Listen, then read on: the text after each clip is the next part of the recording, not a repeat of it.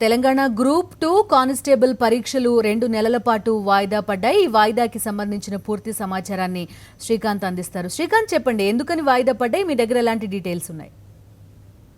బిందు, కొద్ది రోజులుగా నిరుద్యోగులు పెద్ద ఎత్తున ఆందోళన చేస్తున్నారు. ప్రధానంగా గ్రూప్ 2 ఎగ్జామ్స్ ఏదైతే తెలంగాణ రాష్ట్రం ఏర్పడ్డాక మొదటిసారి గ్రూప్ 2 ఎగ్జామ్స్ నోటిఫికేషన్ పడింది. అయితే ఇందులో పోస్టుల సంఖ్య తక్కువగా ఉండటం, కేవలం 440 పోస్టులు ఉంటే అందులో 200లకు పైగా ఎక్సైజ్ ఎస్ఐలు పోస్టులు ఉన్నాయి. దానిలో ఎక్సైజ్ పోస్టులకు ఏజ్ పరిమితిని కూడా తెలంగాణ ప్రభుత్వం పెంచలేదు. 28 ఏళ్ల వయసునే పరిమితిగా విధించడం ఒక కారణం.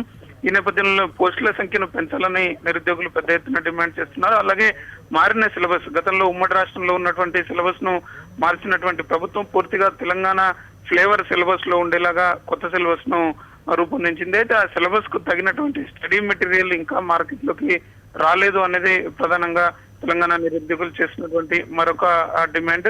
ఆ సిలబస్ మరింత పేపర్లో అందుబాటులోకి వచ్చేదాకా ఎగ్జామ్ వాయిదా వేయాలని గత కొద్ది రోజులుగా కోరుతూ వస్తున్నటువంటి ఈ నేపథ్యంలో ప్రభుత్వం ఈ డిమాండ్లను పరిగణలోకి తీసుకుందని మనం చెప్పుకోవాలి. అలాగే కానిస్టేబుల్ పోస్టులకు గతంలో లేని విధంగా ఈసారి ఇంగ్లీష్ సిలబస్ ను ఒకటి పెట్టారు. దానికి వెయిటేజ్ ఉంటుందని కూడా ప్రకటించినటువంటి నేపథ్యంలో గ్రామీణ ప్రాంతాల్లో నుంచి వచ్చినటువంటి విద్యార్థుల్లో కొంత ఆందోళన నెలకొంది.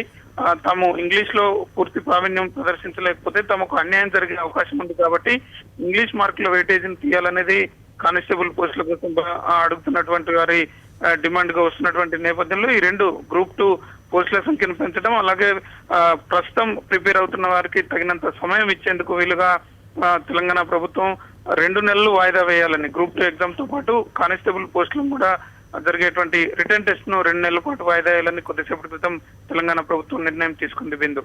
Right Srikanth, thank you.